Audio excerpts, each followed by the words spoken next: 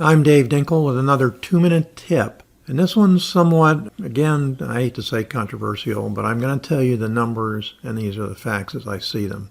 Whenever I see an assignment, a contract, it's typically 1/3 to 1/20th of what that same investor could make if he actually closed on the property and resold it to a competitive end buyer. What do I mean by competitive?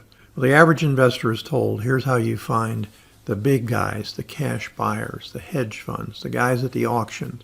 Those are the big guys, and what they are is they're the best at negotiating the best price they can get. They will find out what you're paying the seller, typically by asking you, which shouldn't matter to them. But it does matter to them, and it matters because they want you to take a smaller profit on the deal. So my point in this is, if you're new in the business and you're going out there to find cash buyers because now you got a deal under contract and you have to find a cash buyer, you're much better off to find cash buyers well beforehand and have a competitive audience rather than to have one big guy or two or three. One time a student told me he'd been selling properties consistently, always a $5,000 assignment fee. And I said to him, what's going on here? Why can't you make more than $5,000? I'm looking at these properties.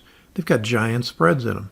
He said, yeah, but it's really so convenient. I've got this one guy that's a rehabber, and he gives me $5,000 for any deal I find. I said, well, look, if I said to you, I'll give you $10,000 for any deal you find like these, would you do that? He said, yeah, I guess so. I said, okay, how about $20,000? He said, absolutely. And I said to him, look, this is very simple. First of all, how many do you have on your buyers list? And he said, well, right now I've got 3. He had been in the business and a student for a year and done pretty well, but only every once in a while got a $10,000 real net profit. And the reason was he just simply wasn't thinking bigger numbers. So what he does now is he texts me every once in a while, and he texts me simple things. Got a 45-pounder, meaning a $45,000 net profit. Now, how did he go from 5s to 45s?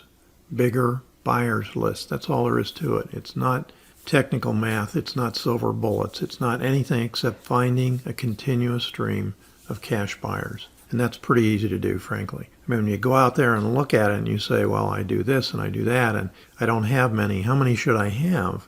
The bottom line number in what I see as truly beginning of your successful career is around 350 real cash buyers. What's real mean? They've actually done a deal. They're not talking to you about how great I am. You met them at a real estate investment club or whatever, and they're trading cards with you and saying, next time you get a deal, tell me, because all they're going to do is reoffer your deal to somebody else. They don't have enough buyers, therefore they don't close. You risk losing your earnest money deposit. And oftentimes they never put up the earnest money deposit. As a clue to future success or not, make sure your end buyer puts up his earnest money deposit, or don't sign the contract with him, or default him on the contract if it doesn't come in within the 1 or 2 days that it's supposed to.